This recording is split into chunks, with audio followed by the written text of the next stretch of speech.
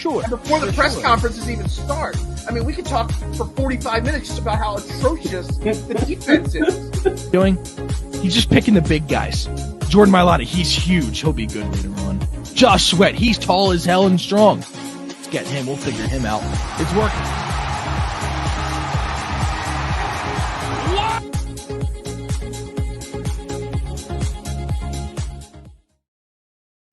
Morning, everybody. Welcome to Trending in the AM right here on DSM Media. We're live. We got the Twitter fix today.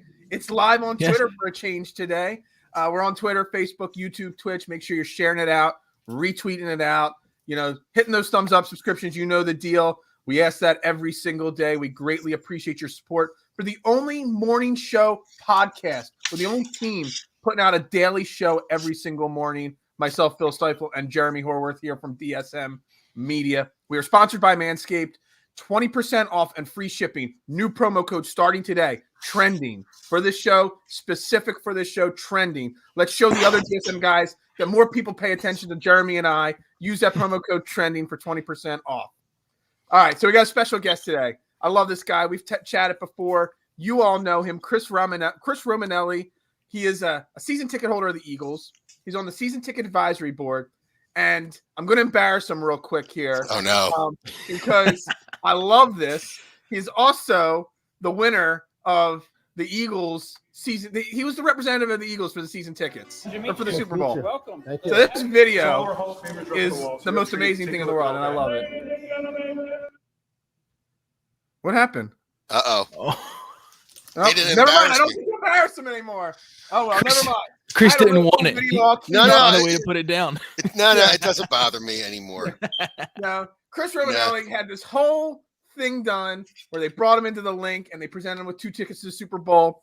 And I had the whole video queued up ready to go, and I guess my computer sucks. I spilled coffee this morning in here, so maybe that had something to do with it. I don't know. Everything's sticky in this office this morning. Chris, welcome to the show. Thank you very much. Glad to be here. So, I mean, Chris, we'll dive right into the Eagles. I mean, you're Eagles season ticket holder for a very long time. Yes. You are a true fan of the Eagles, but you're also I love interacting with you because you're a fair fan. You're not like way over the top. Eagles are winning the Super Bowl after beating Detroit, but you're also not on the let's blow it up every single loss. So you're a very like fair fan. Just right off the bat, where are you with the current state of the Eagles? I'm a little bit more optimistic than most. Okay. I honestly don't get the ripping of Sirianni over the flower thing because he's speaking in a metaphor, and I know what he was trying to say. He's trying to lay the groundwork. I get it. So press conferences don't bother me. So I have spoken with him. He knows football. I know he knows football. So that's what's so that just I'm that optimistic. I'm still the jury's still out on me for Hurts. I see good things. He's such an incredible leader. He's such an incredible person, but he's still the passing just isn't quite there yet. And I don't know if it ever is going to be there. I do look at players like Josh Allen, 51% in his first year, 75% in his third season. So let's see if he can develop it. So that's kind of where I am. I'm a little bit shocked that Gannon has been as bad as he has been as a defensive coordinator.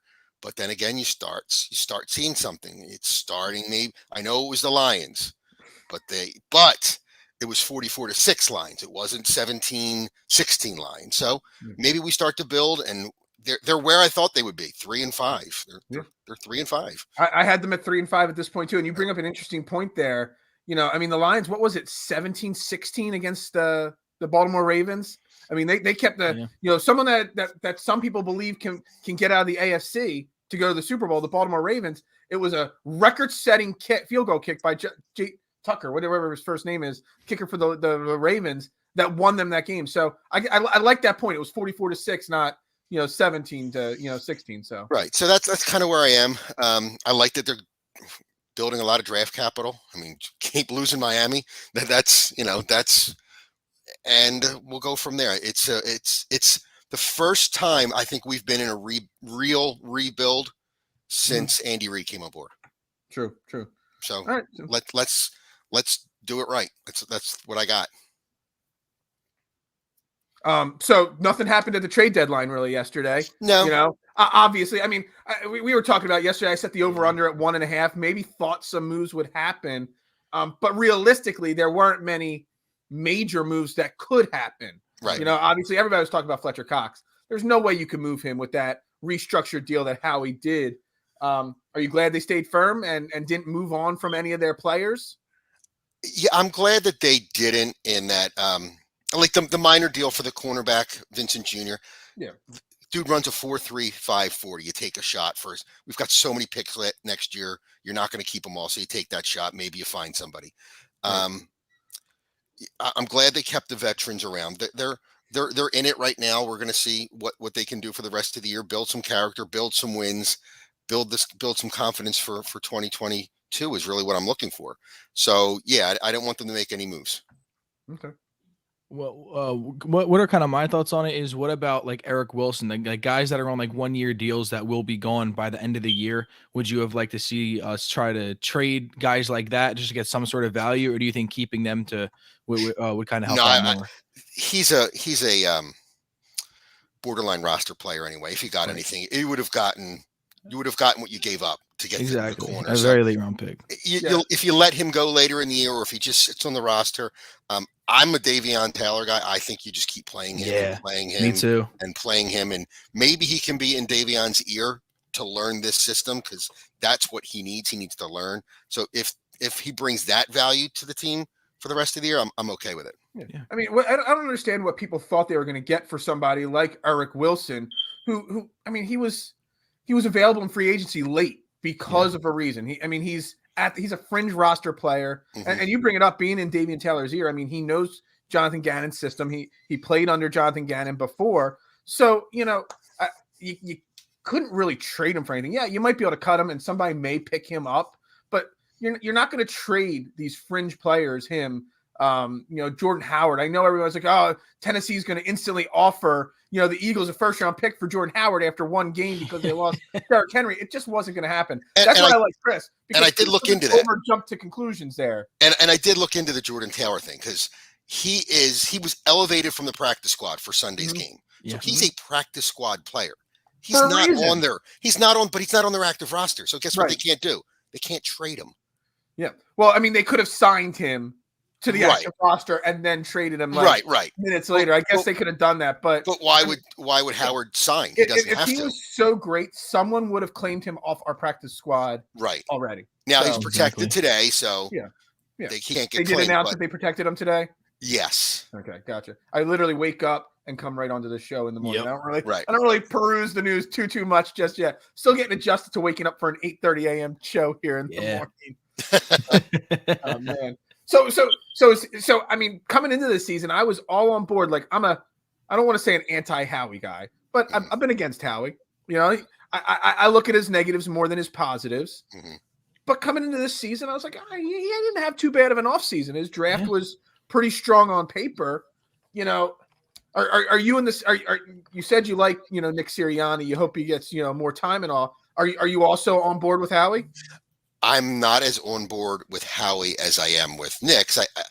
Nick doesn't have the track record that we know what Howie is. Howie's great with money. He can manipulate trades. I listen to a lot of Adam Kaplan, and he is very high. Great guy to listen to. Yeah, he's very high on the Eagles scouts. His problem with Howie is Howie doesn't listen to his scouts. Right. So that's my issue. Sometimes I think the ego kind of gets to him, and that could be his downfall. I think if he would just, and when you're supposedly great at something, you don't want to listen to others.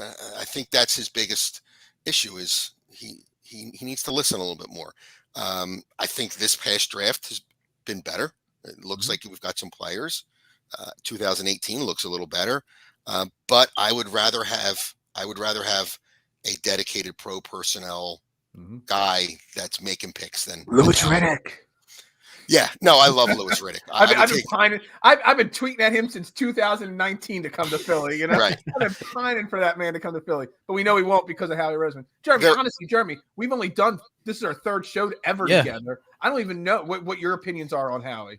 I used to be the biggest Howie Roseman guy. After that Super Bowl, I was like, Howie is the best GM in the league. Like he's made amazing signings and everything. And just slowly over the years have just gone down a little bit more. He does well with contracts and everything like that. He's good with his money and everything. But when I look at the past couple drafts and everything, it's just always a struggle. I feel like all the picks are just the wrong picks. He made up for a little bit this offseason. I did start to feed into him a little bit more as well. I thought he made some good signings, some good minor signings, and they had a good draft. But I'm still not a very big Howie Roseman guy. I got to say something. You both brought up something that I think people overvalue with him: the money and the cap management and stuff like that he does. Does he really do that great of a job with it?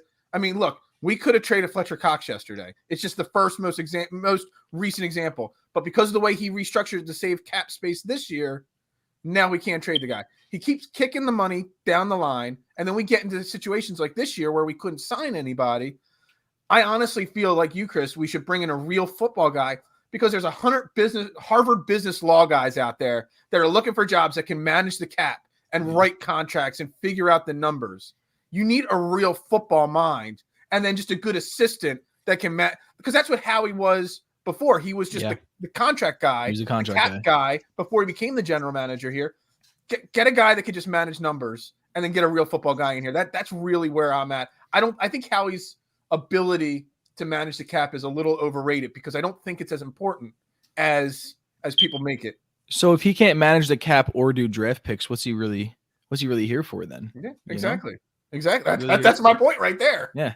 My biggest fear of him is he creates some toxicity. Yeah. He's toxic. Yeah. How about that? Something like that. That works. Yeah. It's 8:30 in the morning. It's too early for that work. Exactly. Well, you have to get your kid on the bus, so you're used to this. This is new for us getting up at this morning. Yeah, no, I was a rower in high school. I used to get up at 3:45. Oh my god. So yeah, morning's nothing. 8:30 is nothing. Were you always a Delco person? I know you're out in Delco now. Oh, I'm Delco through and through. I'm never leaving. Yeah, where did you grow up in Delco? Which parish? That's the question. I was BVM. BVM. I'm a Holy Crosser, so gotcha. Out in Springfield. That's where I grew up. Dude, I'm Darby tough. Don't mess with me. Darby. I spent a lot of my summers and weekends in Upper Darby because my grandma lived over by the 69th Street train station. So. No, I'm Darby. Oh, I thought you said Upper Darby. Sorry. No. I grew up in Darby, and then I moved to Drexel Hill, and now I'm in all hoity-toity Havertown. Yeah. Uppity Havertown. That's right. I was from Clifton. Heights. Yeah. That's where I was from too. So you know all about that. Yeah, exactly. We got 3 Delco look at that right here doing this show this morning. That's awesome. I love it. So going forward this year, I mean, guys, we're basically at the halfway point. Last year, this would have been the exact halfway point. Yeah. We've seen a lot of negatives, a little bit of positives. Where do we go from here? How do we?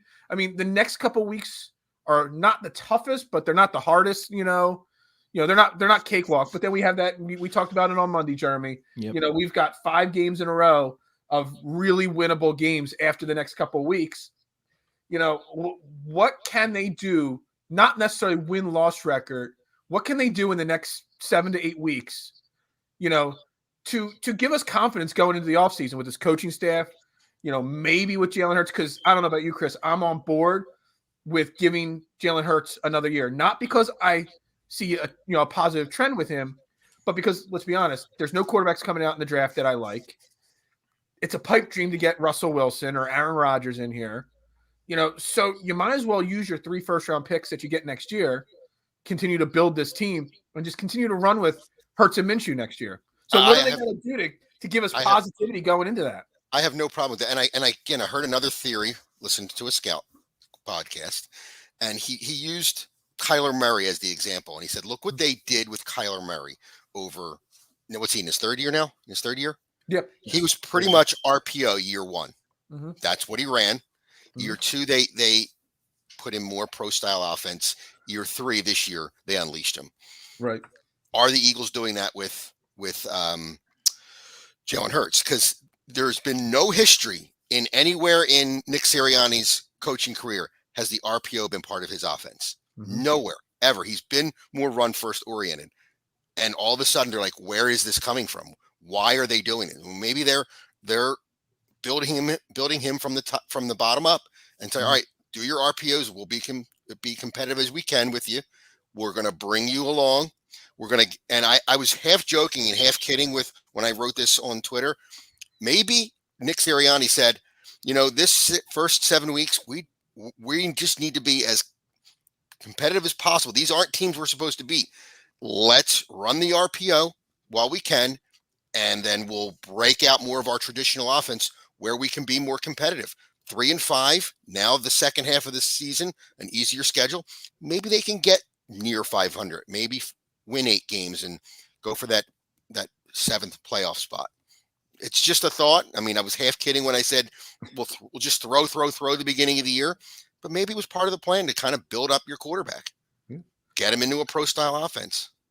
Jeremy? Yeah, no, that definitely is something that could be happening. I didn't even think of anything really like that, honestly. I haven't really looked much into the past of Nick Sirianni, so hearing that he did usually have a run first offense does kind of change my mindset a little bit. I just thought the guy wasn't much on football, but yeah, if he usually runs more of a run first offense and he starts turning it around the second half, I'll feel a lot more confident. But yeah, I've definitely never really been like that Nick Sirianni guy that had a lot of faith in it. But hey, if they can turn it around and if that's really like the main adjustment that has to happen and they start doing that, I'm going to feel a lot more better about this team and hopefully feel a lot better about Jalen Hurts. Yeah, I'm more on the line of the thing that I think he was missing the most is that veteran coach. I would have loved Jim Caldwell to be in his ear right next to him. Yep, I mean, that would have been I think that would have been just so helpful for him. Stoutland, can he lean on him? Sure. But a guy like Caldwell, even, Ken Wisenhunt, Mike McCoy, somebody who was a head coach. There's 3 or 4 names out there that would have all been a great. I even made a joke like Marty. 3 weeks ago. What's Marty Morning? I don't know if you saw. I made that joke 3 weeks ago. Where's Marty Morningweg when you need him? But Marty told Andy, run the ball. Yeah. Run the ball. So maybe maybe Marty could go run the ball. So we'll see. All right, boys. Chargers this week. 4:00 game. Chargers come to town, which I hate that it's a 4:00 game because it actually gives the Chargers a chance to adjust. Like the West Coast to East Coast playing 1:00 games. The odds aren't in the West Coast team's favor. Making it a 4:00 game kind of helps them out a little bit. Can we hang with the Chargers' high-powered offense? Has it been that high-powered the last 3 weeks? The last couple of weeks, they played some pretty solid defenses, though, as well. Right. True. Sure, we score. I don't know San Diego. I did it too. I don't know LA's defense well enough to know. We score points, but we score them late, so why not? We can hang with them. Chargers have a really bad run defense. So if Sirianni says keep on running the ball a lot, I'm going to feel a lot better. If Bolton Scott and Jordan Howard did the same thing they did last week. I think after last week, they actually fell to last in the league in run defense. Yeah, I think you're right. You did. So if we keep on running the ball, I'd feel a lot better about it. Again, opens up the pass game for Jalen Hurts, helps him so much. When you have a run game, it helps the quarterback so much. And when you're facing a team that is last against the rush, I think there's always a shot at that point. I think there's always a shot. Yeah, I had them losing this week and winning next week against the Broncos, but I could see that flip flop easily. I could see them winning both games even. But can I get a home win? Can I get a home win? I'm due for. It's been a long time since I saw a home win. It has been a long time. What was it like this year getting back into that stadium, packed house, after it being empty for so long? And I was actually at the 3 games last year where there was no fans. It was, what was there, 6,000, 7,000? Yeah, and that's what it kind of intensifies it a little bit as to what it was like again. It just felt right again. I mean, I haven't missed a regular home game that I could attend since 1992. So when I went back this year, I was like, the world's somewhat normal again. Somewhat normal again. Yeah. Can't say completely, but somewhat. No, somewhat normal again. Yeah, and somewhat normal. It was just great to be back. I went to the opener in New York when the Broncos played the Giants. We tailgated for the Eagles Atlanta game beforehand, and I was expecting this big mad rush in New York of because they had nothing last year, dead, completely dead in that stadium. Wow. It was a mausoleum from day one. Wow. I went to the Baltimore Indy game to go boo Carson Wentz on Monday Night Football. Great atmosphere down there at Baltimore. They do a great job. But there's just nothing like being in the Link. I love it. My kids drive by, they're like, "Dad, you're home." I'm like, "Yeah, I know." No, man, that's great. I just think it's a totally different experience for the players as well, and I think it can help. I mean, we have a young team, so maybe it doesn't help them as much, but for the veterans on the team, it definitely makes a major difference. I think the players feel it. I mean, you can tell that they do. Last year, it just was like they must have felt like they were in high school again, just in front of 5,000 fans. There was nothing there. So football needs the fans there, and they're going to do everything possible to never let that happen again. Yeah, I think all sports do. I mean, I do a golf podcast, and the golfers were all talking last year on the PGA Tour when the restart happened that, not having fans there, the energy from the crowd, it's like that. I think pretty much for every sport that the fans definitely changed the experience, but also the mental side of it for everybody. Mm-hmm. Absolutely. All right, so we are winning against the Chargers is what both of you are saying this week. I think we have a chance. I think we have a chance.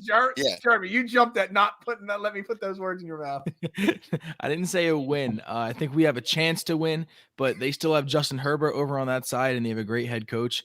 And that's two of really huge factors. I think we have a chance to win this game, but I think Justin Herbert is about to have a day on Jonathan Gannon's defense. A day. It scares me. Even I know Goff didn't really play well on Sunday, but he was still at 1 point 16 of 18. Yep. Yeah. We need to start making incomplete passes.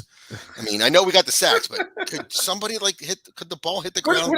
I mean, you guys watch it. I mean, I watched Sunday's game, but I own a pizza shop, and Halloween's like our busiest day. So I was watching it, but I was working at the same time. I know they got a lot of sacks, but were they really blitzing a lot? Because it didn't seem like they were blitzing. It just seemed like their front four was getting home finally.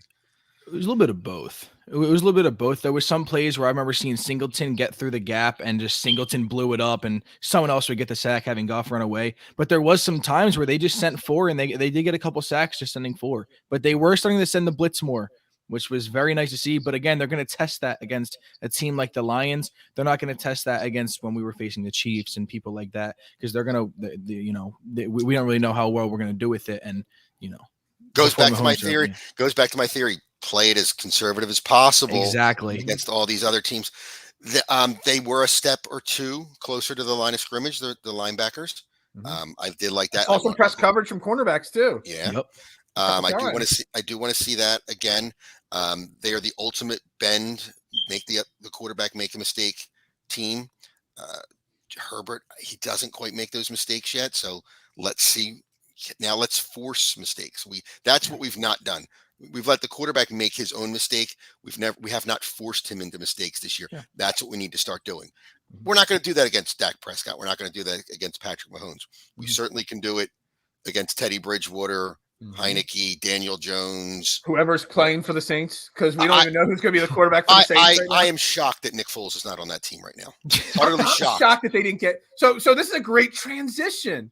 I just wanted to touch on for 2 seconds in this show that the NFL trade deadline is the most boring trade deadline of the 4 major sports, hands down, in my opinion. Yeah. Because literally I know Von Miller went a few days ago, but outside of that, nothing yesterday. A couple late 7th round or 6th round picks, from a year or two ago got moved, but nothing exciting happens in the NFL trade deadline ever. No. Except for Jay, the greatest trade line. Again, and he wasn't even that big of a deal at that moment. Come on, we didn't think that was going to be like the game changer that it turned into be. It was just going to help the team. So that was Howie just pulling all the right buttons that year. Every single one.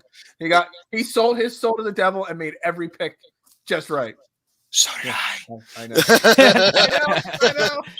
Dude, we were talking yesterday on this show, Jeremy and I still get so much pride when I put one of my Super Bowl shirts on. And I just look at myself in the mirror and I see it, and you've got it hanging up behind you there. Every time I put that shirt on, I'm like, everything else just goes away. It's all good. Yeah. It was worth it. Yeah. It was worth it. Yeah. Any other teams you guys thought that should have made a trade that didn't make a trade? I mean, I thought the Chiefs should have gotten an offensive lineman. You know, obviously the Saints a quarterback. You know, I'm really surprised. I'm actually shocked that Dillard wasn't traded. Yeah, me too. And did he hold on for a 2? Would I've taken a 3? But I thought Dillard was going to go. It was too late for the Raiders. Right. You know, with Ruggs, it's a shame with what he did. I'm not going to say it's a shame for him. I'm going to say it's a shame for what he did to that other family. So they really couldn't make a deal late. The Deshaun Watson disaster that's going on down there. I found out they didn't even get permission to talk to Deshaun Watson till Monday. How's that possible? Who didn't get permission? The Dolphins or the Dolphins? Yeah, they never talked to Deshaun until Monday. You're not going to make that deal. So no. Yeah, it really is a bad deadline. It used to be week 4. Now it's week 8. They pushed it off to try to create more excitement. Maybe now it should be week 10. Maybe move another 2 weeks. Yeah, who knows what's going on with all that, because it's crazy. All right. So something that I could see though, real quick, is Deshaun Watson did get waived Deshaun Jackson did get waived by the Rams. So I wouldn't be surprised if he goes to the Raiders, because the Raiders missed out on their speed option with the Henry Ruggs situation. I could see Deshaun Jackson getting moved over to the Raiders now, so they can have their speedster again. I mean, Deshaun Jackson, I mean, he wasn't getting playing time for a reason. I mean, he's a little older. He's not. He's not who he used to be. He's still good for one big burst, one big play here or there. Yeah. And everybody's saying he's got to go to the Packers or the Chiefs. But yeah, they're the Raiders. There's literally a dozen teams that could use even a tenth of what Deshaun Jackson used to be. Yeah. So he'll find a team. Oh yeah. But I think it'll be a team either like if the Raiders situation, or you know, I threw out there the Titans, I threw out there the Colts, I threw out pretty much every fringe playoff team could use a guy that can get 1 70-yard touchdown play over the next 4 or 5 weeks for them. You know, so Jackson will find a home. It's just Hilton got hurt for T.Y. Hilton for Indy, right? Yeah, he's been banged up a lot all year, entire year. So you know, it's really become the Michael Pittman and Zach Pascal show in Indy now. Mm-hmm. So yeah, I mean, a veteran presence to add to those 2 young wide receivers would really help there in Indy. Yeah, definitely. So, I don't want to help them. Yeah, no. I mean, I do. I want them. I know you said you went to boo Carson, but I was half kidding. I wasn't. I mean, I love. I mean, if you remember my previous shows in my previous network, I used to use the hashtag Wentz is elite. I had him last year as the 4th best quarterback in the NFL. So boy, was I wrong. That was my ranking too. That's crazy. Boy, was that is crazy. I had him around 6. I had him around 6. No, and that's fair. I mean, I was slightly overreacting with 4 last year. Right. I could see 4, 5, or 6, but I want that first round pick. So I need them to stay just competitive enough, which I don't think they would bench him per se for 5 or 6 games, which I know a lot of indie, media is calling for that. They just wouldn't do that. No, they can't. But, they might start pulling them out in like later in games. I don't know. I think we get that first round pick, but I want them to stay just competitive long enough where that doesn't even enter their, Frank Reich's mind. Yeah.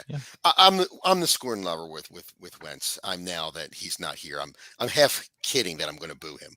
I just want the better pick. I mean, ultimately, that's all I want. Yep. Yeah. Ultimately, I want that first round pick. If he wins next year in 2023 with the Colts and has a good career, I'm fine with it. Just not this year. I'm going to boo him this year because it's the Birds need the pick. We got to take whatever we can get. I mean, if Howie's got 3 first round picks, he's bound to hit on at least one of them. I would think. Can't blow all 3 of them. There's no way. You can't blow 3 first round picks. And there's a lot of defensive talent in this draft coming out. First round talent. And will he do it? I don't know. But if he could get 2 or 3 defensive players in the first round, one of them's got to be a stud. The kid from Oregon, just oh my God! If we could get him. Was it Devereaux? I can't. I can't say his name. I'm awful with names. So Saturdays are tough for me to watch football because of this jockeying. So. Yeah. All right. Real quick, 30 minutes. We try to go 45, 50. We're going to touch on two quick topics here. One, and I know, Chris, I know you feel my pain. The World Series wrapped up last night. We both thought it was going to go 7. We both said last night Houston was going to win. But Chris, we both talked about yesterday. It's such a hard World Series to cheer for. Because growing up in Delco, we hated the Braves. Mm-hmm. Well, we also hate the Astros for the cheating scandal. Right. So I kind of checked out on the World Series. But the Braves did win last night and wrap up their World Series. So I'm not going to say I rooted for the Braves, but I have a good friend of mine who used to be one of our disc jockeys, who used to be on 97.5 Kevin McAlpin. is Okay, the yeah. radio voice. He is the Tom McCarthy of the Okay. Braves. So Oh. he's my friend. So he got a World Series stuff. He left the Phillies in mid 2008 to go to the Fanatic. Never got the Phillies World Series ring. Right. So We he got got Richard a World checking in Series. saying he lives in Atlanta and he's like whatever with it. Yeah. No, he works for the team. Yeah. He's their radio voice. So Yeah. I feel good for him. That's good. How Yeah. about that? I remember the name from the radio, so. Yeah, he was a good dude. He worked as a DJ for us. We DJ'd his wedding. He still Atlanta's not going to see this. He still roots for the Phillies, and you know that he works. I am going to tag. It's at the 31:15 mark. I'm going to chop this video up and I'm going to send it to every Braves reporter there is. Yeah, no, he still follows the Phillies very closely. But he's got once you're a Philly guy, you're always a Philly guy. Yeah, but he's been there for 10 years, so I'm happy for him. I hope someday he gets to work for the Phillies. I think that's his ultimate dream job. So pretty awesome. Jeremy, what do you think about the Braves winning? Is this something that's going to continue on for the next few years? Because I mean, they do have quite the young team there. So they have a really young team, and the guys they do have signed are really, really good, and they're very cheap right now. Their star player, Ronald Acuna, signed a 10-year deal at $100 million. He's getting paid only $10 million to be one of the best players in the league. That is an insane deal. Don't know. I guess he just loves Atlanta. He wanted to stay there. I don't know what it is, but he signed for so Atlanta cheap. Sucks. Yeah. Ozzy Albies, sports city in the world, in my opinion. Ozzy Albies, he's their second baseman. He is insanely good. He signed like an 8-year deal worth $40 million. But now, again, a very cheap deal for a top 3 second baseman in the league. The one guy they might be missing out on is Freddie Freeman, though. They have not reached an extension with him, and he might be their best player. He's so good. He won MVP last year. I am happy for him. He has always been a good guy, even though I hate the Braves. Freddie Freeman is an awesome dude, so I'm really happy for him. How can the Braves have 2 guys in their franchise in the last 20 years that you just can't root against? Him and Chipper Jones. You can't hate them. You can't hate them. But this is a team that I could see being good for a very long time. The Nationals, I was not worried about after the World Series. You could see their team was tumbling right after. But everything depends on the Braves. If they get to extend Freddie Freeman, I can see them being good for a very long time. And even if they don't, I could still see it. They have a really good head coach. They have a really good manager, and their GM has had one of the best years of GMs for the past time I can remember. So, that's the difference between the Braves and the Phillies. They made a lot of moves. Ronald Acuna got injured, and they made a lot of moves to get guys like Jock Peterson, Jorge Soler, guys that were so important in this World Series run. And now the Phillies didn't do anything like that. And when they made all them signings, they lost 2 of their star players, and they still won a World Series. If the Phillies lost Bryce Harper, we'd be looking to be going 10 games under 500. So that just shows how different of teams the Braves and the Phillies are. They built their roots. That's what they did. They have that. Yep. To go back to the Eagles, they have a farm system, and they can pluck, and people want players in their farm system so that when they need to go get a Jock Peterson, they can. Who are we going to trade? We have one prospect every year, then he fizzles out. Yep. Wait, is it Bryson Stott right now? Is that Bryson Stott is doing insanely well, and he's even playing the fall league right now, batting 700. Right. It's the fall league, though. Come on. Yeah, we'll see if it translates or not. I know that, but we'll pump him up, and then we got Scott Kingery. Yeah, that's what tends to happen with the Phillies, and I don't know why that is. The people picking it's kind of the same situation with the Eagles, where we talk about Howie's draft record of missing out on talent. The same thing with the Phillies. I mean, we could talk about Cornelius Randolph, Mickey Moniak, all the guys they've drafted in the last 8 or 9 years that were in the first round, and they were all really high first round picks, and they the wrong guy was selected at every moment. And I think it's harder to build a infrastructure with a baseball team than it is in a football team. Way more people. It's just your pool of players is much more global. So I don't know where they go. It's tough. It's tough for the Phillies. I don't know. I saw somebody, one of the media members, saying late last night that the Phillies should go out and get Freddie Freeman, and that would be kind of an odd choice for the Phillies, but sure, I would take him on the Phillies in a heartbeat. Oh, but hell yeah. But still, I we doubt he's really gonna need do to it. focus, just like the Eagles need to focus on. I've been saying that those first 3 picks next year have to be foundational pieces: linemen, linebackers, offense or defensive line. The Phillies really need to focus on building that farm system up. And I know me and my boy Jason Voorhees, got a lot of heat for it at the trade deadline. I said blow it up. I said trade everybody. Zach Wheeler, JT Realmuto, just go get 20 or young players to build the farm system up, because you're just going to stay at that 80 and 82 for a long time, unless Middleton wants to spend a boatload of money, over the luxury tax. You're just going to stay in that mediocre, middling area for a really long time. Which I do think that Middleton will be willing to do it. I just don't think he wants to do it when they don't really have that much of a shot into the playoffs. Like in the middle of the year, he saw and was like, how much is it really going to help if we go over this luxury tax? Like to make a trade, how much is that really going to help? For a very long time now. Well, yeah, but I think that he's waiting to see more happen. Like he always says he's willing to spend stupid money, and the only stupid money he made was getting Bryce Harper. And again, that wasn't really stupid money in my eyes. That was smart money. However, smart money. Yeah. But by the way, when's he going to be named MVP? This week sometime? I told him yesterday. I bet MVP Bryce Harper before the season started. I got a FanDuel ticket sitting in my little open active ticket things, waiting for that. If he does not hit MVP, you're going to see me blow up, because I'm going to be so pissed just because I want the ticket. I want to cash that ticket.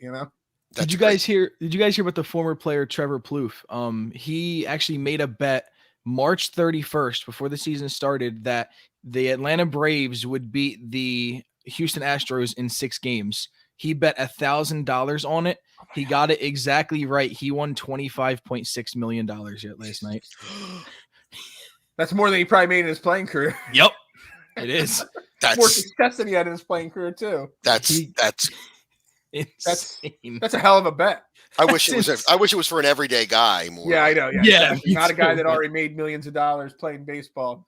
Yeah, that's crazy. Yeah. Just to dial back one time, they do the Eagles 50-50 where you win the pot. Yes.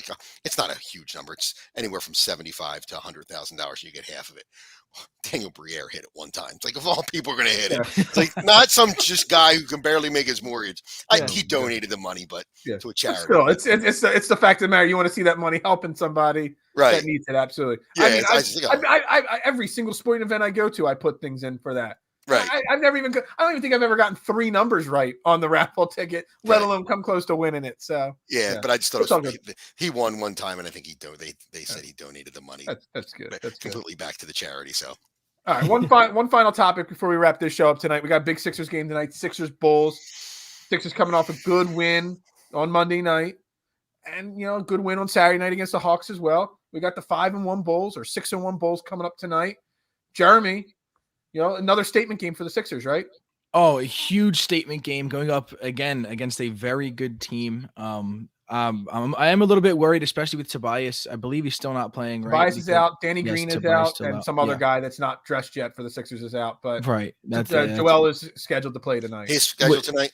Yeah, he is. Yeah. As of this morning, I did go through and check, and right now there's only 3 listed players out, and they said Joel should play. Yeah, so Joel playing will make me feel a lot better. But again, a very huge statement game. It could go either way. Both teams coming off of some good wins, but definitely going to be one of our more competitive games so far in the beginning of this year. Hoping for a nice win. The Bulls are a team that I kind of said before the season I wasn't buying the hype.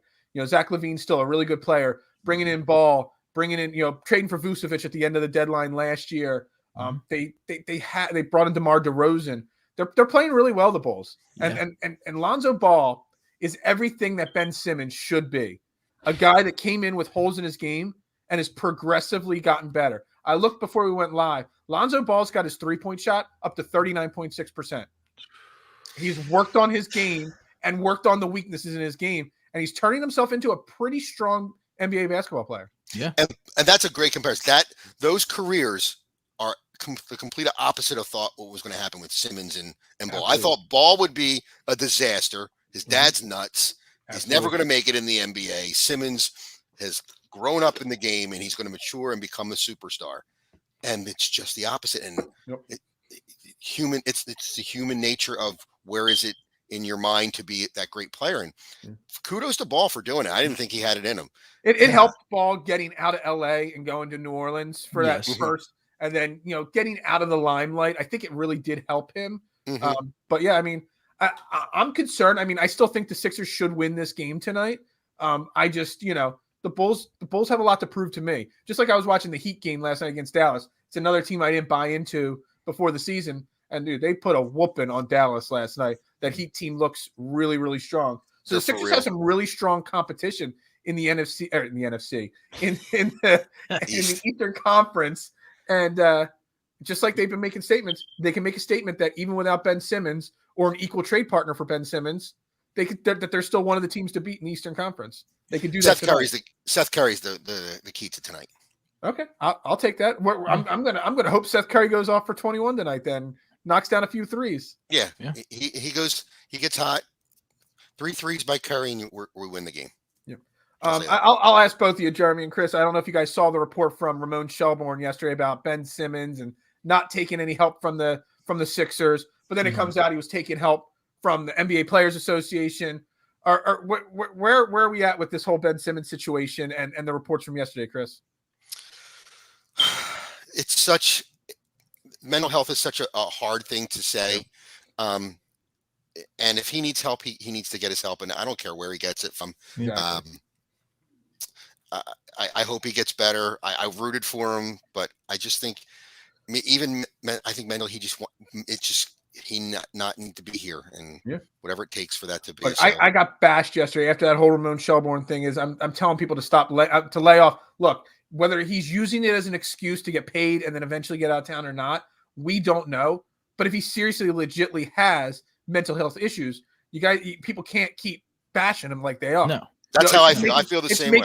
And I put that comment out there, and I got bashed because I didn't want to bash him for just taking advantage of the situation. Until proven otherwise, when it comes to mental illness, you got to err on the side of caution, in my opinion. Yeah, 100%, 100%. Yeah. So, Jeremy, you're on board too. Like, you're okay that he's seeking help elsewhere. I mean, maybe there's a lack of trust with the Sixers. Obviously, the Sixers and him have a bad relationship. Maybe he doesn't want to deal with the Sixers. At least he's going elsewhere for help. Yeah. He could have dealt with these guys in the past, and he just didn't want to work with them, and they just don't work well together. That's going to happen when people go and seek help. They might not like it one place, and they want to go get it somewhere else. It happens all the time. And if he doesn't want to do it with the Sixers, you don't have to involve the Sixers with everything you do. That's fine. I don't hate it at all. I wouldn't have thought any different of it. If I saw that online, I wouldn't have even really reacted to it. But everyone is just all bashing, like, oh, why is he going with the Sixers? This is a reason why he's lying now, because I don't know, some crazy stuff. You got to be cautious with it, in my eyes. Here's the way I'm going to put it, and it's just like with any other injury. How many times do we see a player get injured and they go to L.A. to see Dr. McAndrews, or they go to New York to see this specialist that's on the knee, or this one's on the elbow, or this one's on the shoulder. Same with mental health. If that is the specialist, go get the best doctors you can, because that's what you do. So if he's not dealing with a Sixers doctor, but he's dealing with another doctor that specializes in mental health, then that's where you don't ever question somebody who blows out his knee and going to Atlanta to see another doctor. So why should you do it here? Absolutely. I agree with you 100% on that. I just really feel like people are, mental health, it's a really tough situation to talk about. It's something, I deal with issues all the time. But it's like people pick and choose when they support, like Lane Johnson is getting, our man, he's getting, the most support out of the fan base. Everybody's doing a great job. And now Calvin Ridley, oh, great. Lane Johnson helped Calvin Ridley come out for his problems. But Ben Simmons, because of the situation with the team, he doesn't have issues. Right. So whether it's made up or not is another whole subject, but you got to give him the benefit of the doubt, 110%. Yes. Yep. Yeah. All right. Flyers won last night, Jeremy. You did tell me I had to mention that on the show. Yeah. I'm just going to mention Flyers won. I don't know anything about them winning last night. Yeah, it was just a nice win. We faced the Coyotes. They are now 0-9-1. If that makes anyone really feel any better or worse about it, put that into your own way. It was a very good win. We didn't struggle at all. Taking care of business, right? Exactly. Carter Hart had another shutout. Couturier, however you say his name, I struggle with names. I was working on that with you. Couturier, I know. Couturier scored a goal. Giroux had a goal, and Leighton Shit, Slayton. however, I'm bad with names, Chris. Yeah. Hockey names are the worst. Sport. Hockey names are the worst. All three of them scored and a Carter Hart shutout. Just had to mention it real quick, and a big Philadelphia win, and hopefully the Flyers keep on going. All right, awesome, Chris. Thank you so much for coming on today. This has been anytime. Yeah, so I do have it queued up, so I'm going to wrap the show up, and I have your video queued up. I'm going to try to embarrass you again here. That's all right. This is Trending in the AM. First guest ever. This is our first week of doing this show. Chris, you are the first guest ever on Trending in the AM. So thank you very much. I don't want to be the I don't want it to be the last time either. So we'll definitely do it again. We'll get this is a perfect time for you, like you said. The morning show works for you. We got a jam-packed day here on DSM Media. We got Faithful Fanatics at 5. I'm back with Trending for 4 quarters at 9 p.m. We got a really interesting show tonight. I'm doing a fan forum first. I've got 3 or 4 of big followers at DSM that just are passionate Eagles fans, just like Chris. We're just going to have a roundtable talk on the Eagles. And then I got one of the clients, a pro-level sports agency, coming on. We're going to talk about his football career. Kareem, he's a great young man. We're just going to talk about football with him and his journey through the game. So make sure you're tapped into DSM Media on all social media platforms. And, of course, we are sponsored by Manscaped. Our promo code for this morning show is Trending. Use it at checkout for 20% off and free shipping. We greatly appreciate it. Everybody's going to have a great day. That we're going to play it off here. I'm going to try to get this video up on the screen and not butcher it like I did at the beginning of the show. Let's see if I can do this here. And welcome. Thank you. So all of our Hall of Famers are up on the walls here. I'm sure you've taken a look at all that. There's all my girls. Yes. That's got to be just that. There's got to be a great feeling. Yeah, it was snowing. It was crazy. And it was snowing harder than it looks in that video, too. Yeah, it doesn't look like it's snowing hard, but yeah. I just love the emotion in your face throughout this video because you know something big's happening. Yeah, I'm sure you don't know exactly what's happening. And my wife knows. If you look at her face, she's like, "It's coming." I ain't gonna lie, I've seen this video like 25 times. It's Brandon Graham, and we really appreciate you taking the time to come down here with your family today. I know you're a little confused as to why you're here, but I'm about to clear that up for you. The NFL is hooking us up with 2 tickets to the Super Bowl 52. So that's where my wife's like, uh-oh. Look at that face. Been selected to represent the Philadelphia Eagles on February 4th. I'm turning my head. Thank you for being such a devoted fan. You stick by us. Have you ever cried in your life about something? No, I am not a crier. Thanks for the passion, commitment, and energy you bring every week at Lincoln Financial Field. So, Chris, are you ready? Yes. Oh my God. That's awesome. Yeah. And I obviously know. I know a lot of people at the Eagles. They tell me that they can't never top that with the who gets them. That was an amazing moment there. And I don't think I know you, but also just in the simple fact that how much that meant to you, right? And you could see that in your face. Just made the Eagles' choice of you even that much better. So I appreciate that. I appreciate that. All right. So everybody, thank you very much for tuning in. This was Trending in the AM. We'll be back tomorrow morning at 8:30 again. Hopefully talking a big Sixers win over the Bulls. Yes. For Jeremy Horwath, I'm Phil Stiefel and our special Chris Romanelli. Thank you very much, guys, and go Birds. Go Birds. Go Birds.